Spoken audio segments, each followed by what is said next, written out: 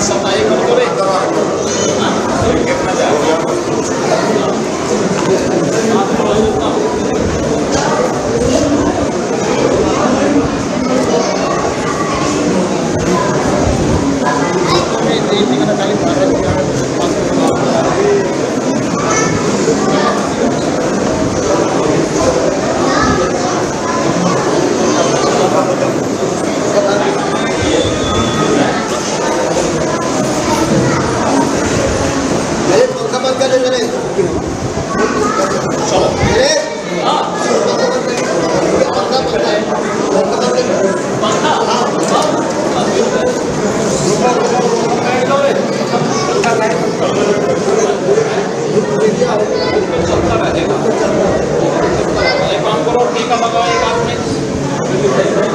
एक आदमी टीका लगाओ, एक मुझे धूप दे देना, धूप और घंटे का दो।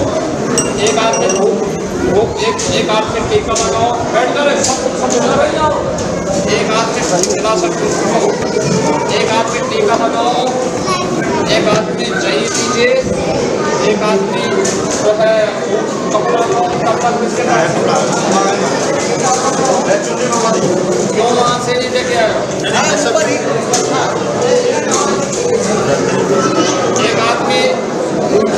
एक आदमी दक्षिणा दो, फिर बैठ कर सब कुर्सी को बैठने की व्यवस्था क्यों नहीं कर रहे?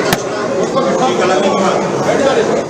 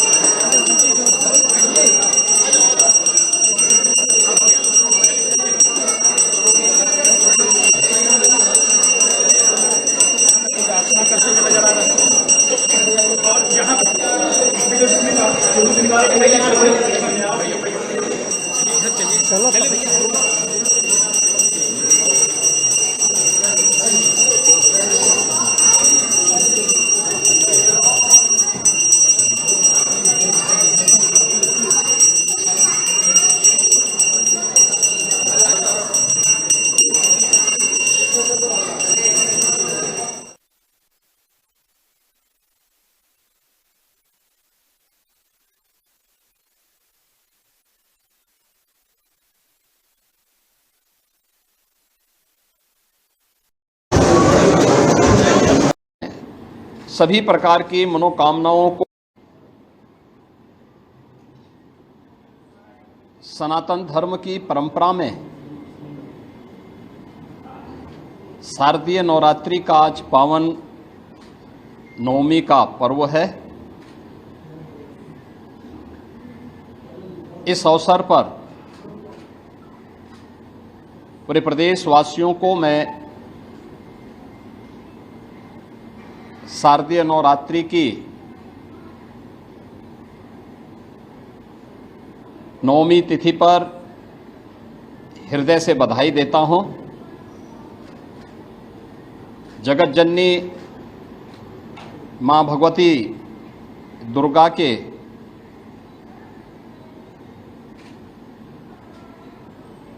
जो विभिन्न स्वरूप हैं, नवरात्रि के अवसर पर वर्ष में 2 बार सनातन धर्मावलंबी अनुष्ठान के माध्यम से आदिशक्ति मां भगवती दुर्गा के अनुष्ठान के साथ जुड़ता है। वासंतीय नवरात्रि और शारदीय नवरात्रि वर्ष में 2 बार ये सनातन धर्म की विभिन्न पर्व और त्योहारों की समृद्ध परंपरा की ओर हम सबका ध्यान आकर्षित करता है। शारदीय नवरात्रि का यह नवमी तिथि जगत जननी मां भगवती की सिद्धिदात्री रूप में सभी प्रकार की मनोकामनाओं को पूर्ण करने के रूप में मनाया जाता है। नवमी के इस पावन पर्व के साथ आज पूरे देश और दुनिया में जहाँ कहीं भी सनातन धर्मावलंबी निवास कर रहा है वे सब जुड़े हुए हैं। इस अवसर पर जगत जननी मां भगवती दुर्गा के 9 स्वरूपों के प्रतीक स्वरूप कुंवारी कन्याओं के पूजन की एक पवित्र परंपरा भी है और गोरक्षपीठ की इस पवित्र परंपरा के अनुरूप इस कार्यक्रम के साथ इस बार भी मुझे जुड़ने का अवसर प्राप्त हुआ है। इन 9 स्वरूप कुमारी कन्याओं के पूजन का कार्यक्रम अभी यहाँ पर संपन्न हुआ है। मुझे प्रसन्नता है कि जो सनातन धर्म की यह समृद्ध परंपरा है, यह पूरे हर्षोल्लास के साथ, पूरे उमंग के साथ पूरे देश के अंदर इस परंपरा के साथ लोग जुड़ रहे हैं। शक्ति आराधना के प्रतीक आधी आबादी के प्रति सम्मान का भाव रख रहे हैं। भारतीय समाज वैसे भी प्राचीन काल से ही इस बात को मानता रहा है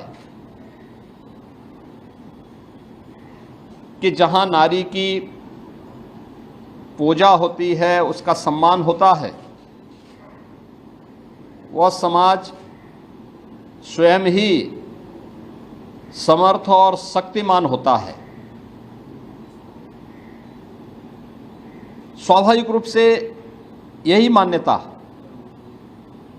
जो हमारे सनातन धर्म की मान्यता रही है कि यत्र नारेस्तु पूज्यन्ते रमन्ते तत्र देवता, यानी जहाँ नारी की पूजा होती है वहाँ पर स्वयं दैवीय शक्तियाँ विराजमान होकर के उन मनोकामनाओं की पूर्ति करने में सहभागी बनते हैं, सहयोगी बनते हैं। और ये हम सब के लिए यह एक गौरव का क्षण है जब हम शारदीय नवरात्रि की नवमी तिथि में 8 दिनों के अनुष्ठान के उपरांत आज कुंवारी कन्याओं के पूजन के कार्यक्रम के साथ यहाँ गोरक्षपीठ के साथ में जुड़ रहे हैं। यहाँ की एक आदि परंपरा है। सैकड़ों की संख्या में बच्चे आए हैं। उनका यहाँ पर अभी पूजन का कार्यक्रम संपन्न हुआ है। अब इसके बाद उनका भंडारा का कार्यक्रम यहाँ पर आयोजित हो रहा है। शारदीय नवरात्रि की 9 तिथियों में शक्ति की अधिष्ठात्री देवी की पूजन के उपरांत कल विजयादशमी का पावन पर्व भी है। विजयादशमी प्रभु श्री राम का